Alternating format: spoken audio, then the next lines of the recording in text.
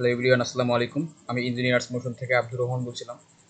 3ds max ফুল project কোর্সের আজকে class number 5।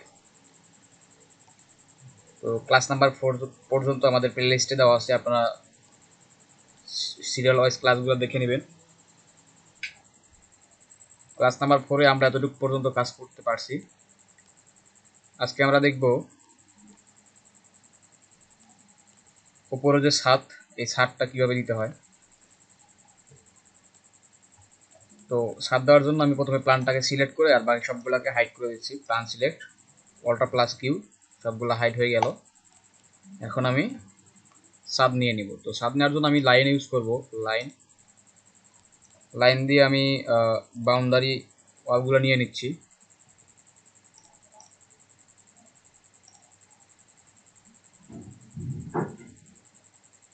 Line select করলাম এবং বাহিরের যে কর্নারগুলো, এই কর্নারগুলো আমি একটা একটা করে সিলেক্ট করব।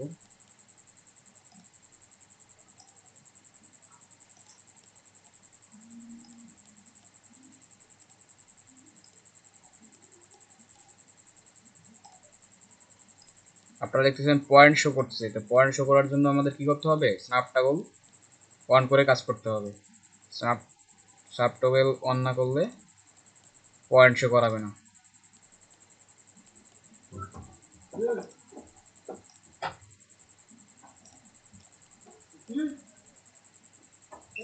তো আমাদের লাইন নেওয়া শেষ। এখন আমি এটাকে এক্সট্রুড করে দিব।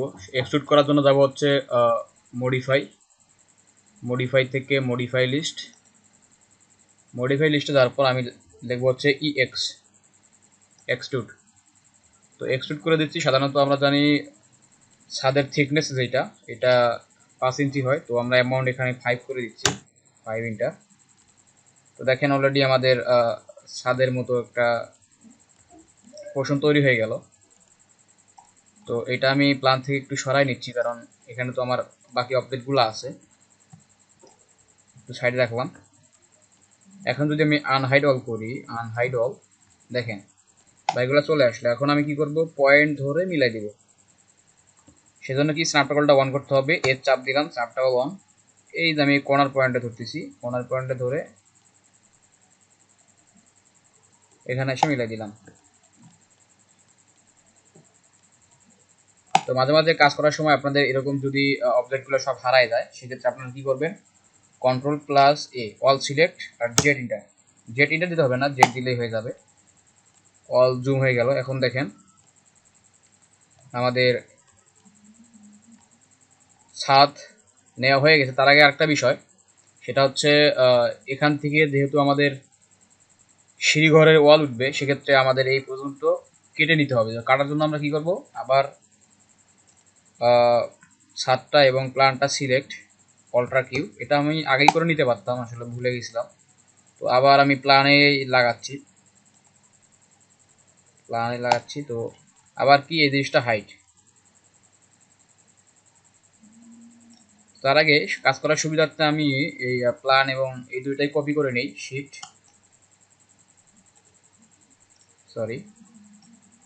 অল সিলেক্ট, শিফট চাপ দিয়ে ধরে কপি করে নিলাম। কপি করে নেওয়ার পর এখান থেকে এই সারটা হাইট সিলেকশন। তো এখন দেখেন আমাদের সিঁড়িঘরের যে পোস্তটা আছে, ওই পোস্ত অনুযায়ী আমি কেটে দিব। সেজন্য বক্স সিলেক্ট করলাম, বক্স এই পর্যন্ত বক্স নিয়ে নিলাম। হাইট করে স্টপ করে নিচে দিয়ে একটু চাপাই দিব এবং এটা সিলেক্ট করে রাইট ক্লিক করে কনভার্ট টু রিডাবল পলি থেকে পলিগন সিলেক্ট করে এটা একটু বাড়াই দিব, বাড়াই দিলাম। এখন যদি আনহাইড অল করি, এখন দেখেন এরকম আসছে। তো আমরা এখন কাটবো। তো কি, সারটা সিলেক্ট, কম্পাউন্ড অবজেক্ট, প্রোবিলিয়ন, স্টার্ট পিকিং, এবং যাকে কাটবো তাকে সিলেক্ট করতে হবে। দেখেন আমার কাটা হয়ে গেছে। এখন আমি কি করব? আনহাইড অল করেছি। এখন এসটা সিলেক্ট করে এটা লাগাই দিব উপরে। তো ছাদটার একটা কালার দিয়ে নেই, এজন্য কি এমিন্টার,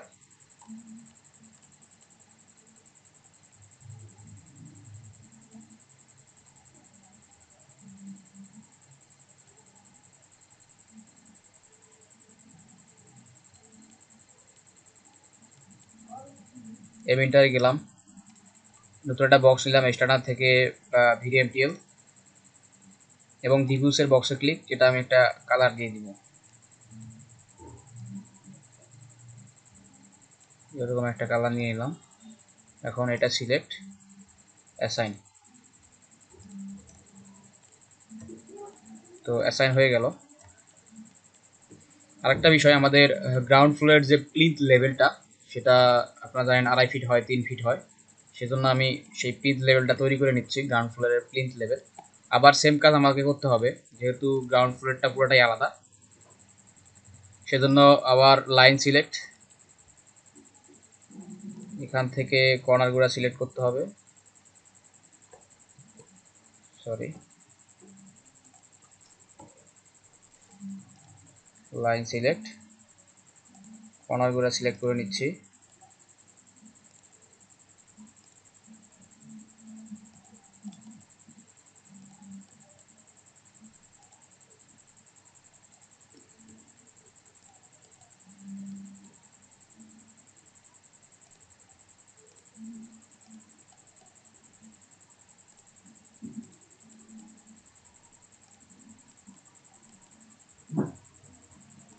তো আমার কর্নার সিলেক্ট করা শেষ, কর্নার সিলেক্ট করা শেষ। এখন যাব হচ্ছে modify list, sorry, modify list, E X, extrude, এটা যাব হচ্ছে 3 ফিট। যদি আমি দিই তাহলে 3 ফিট, ইন্টার। এটা আমরা কোথায় দিব? এটা দিব হচ্ছে গ্রাউন্ড লেভেল, এসটা অন করে কর্নার পয়েন্টে ধরে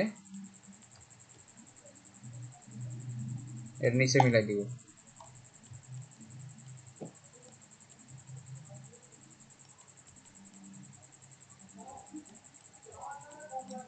তো এরকম থাকলো।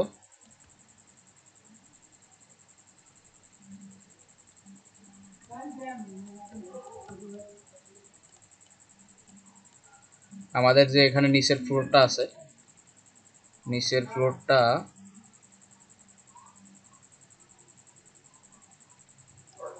একটু মুভ করাতে হবে, পয়েন্ট ধরে উপরে লাগাই দিলাম। এখন নিচের ফ্লোরটা কালার, ইন্টার, অ্যাসাইন, দুটাই সেম কালার দিলাম। এখন আমরা কি করব? এখন করব হচ্ছে প্ল্যানগুলা সবগুলা হাইড থাকবে। এখানকার যে প্ল্যান আছে, প্ল্যান সিলেক্ট, এদিকে প্ল্যানটা সিলেক্ট হয়েছে, হার্ড সিলেকশন, সবগুলো প্ল্যান সিলেক্ট। এখন এগুলা যে আমাদের অবজেক্ট আছে, এই সবগুলোকে আমি গ্রুপ করে নিব, গ্রুপ করে নিলাম। গ্রাউন্ড ফ্লোরটাকে একটা গ্রুপ করে নিলাম। এবার একটা ফুল অবজেক্ট হয়ে গেল। এখানে আমি এই পয়েন্ট ধরে এসটা অন করব,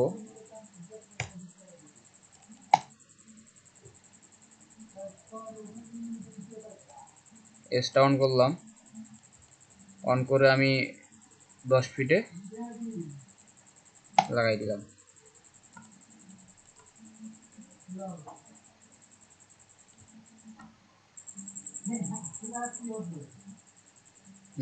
তার আগে একটা বিষয় দেখবেন, আপনারা যে ভিতরের যে ইয়াটা নেওয়া হয়েছে, এটা কাটা হয় নাই।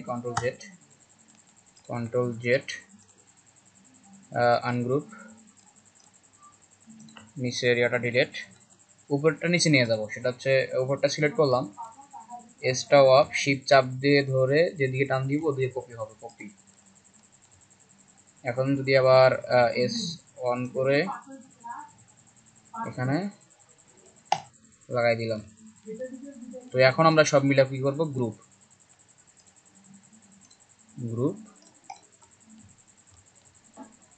এবার আবার পয়েন্ট ধরে এখানে উঠাই দিলাম।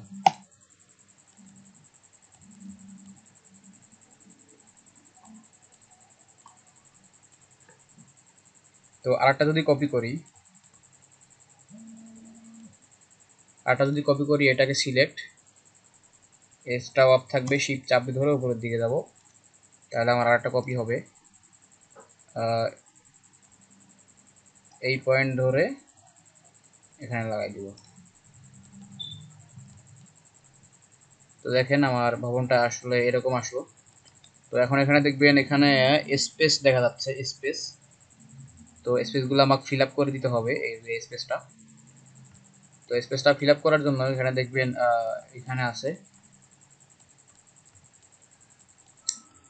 স্পেসটা, মেবি কোন পর্যন্ত আছে দেখে নিতে হবে।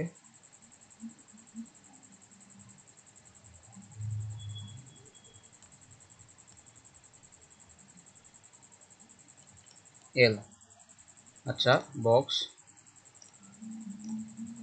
বক্স এই পয়েন্ট ধরে এই পয়েন্ট, এটার হাইট হবে হচ্ছে 5, কারণ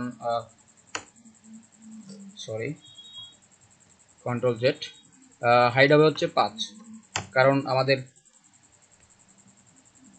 ছাদের থিকনেস 5 ছিল। এটা আমি সেম কালার করে দিচ্ছি, সেম কালার করে দিলাম। এখন এটা কপি করে বসাই দিব, পয়েন্টে ধরলাম, এই পয়েন্টে ধরে এই পয়েন্ট, আবার সেম এদিকেও আসবে। এই জন্য স্টপ করে শিফট চাপ দিয়ে কপি,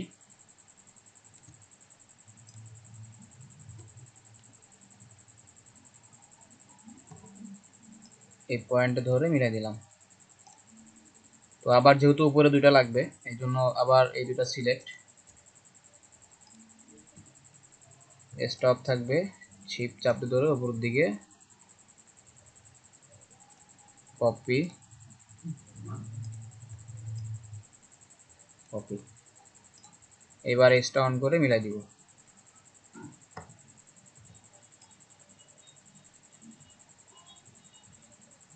আচ্ছা, এটা মেবি অনেক দূরে চলে গেছে।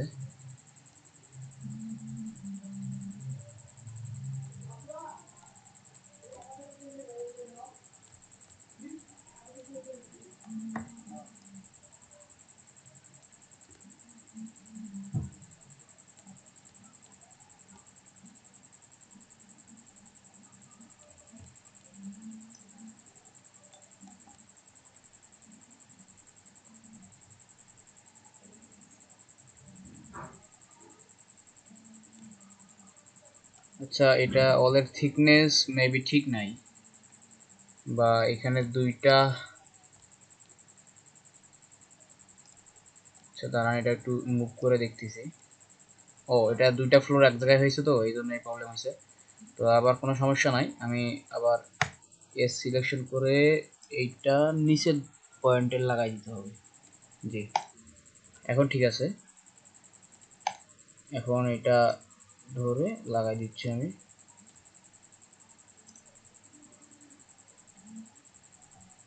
এটা নিচের পয়েন্টে।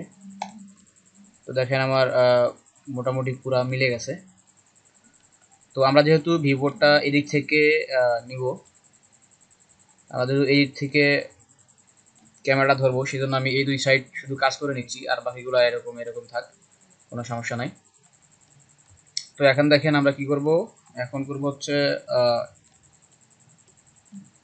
Stair room.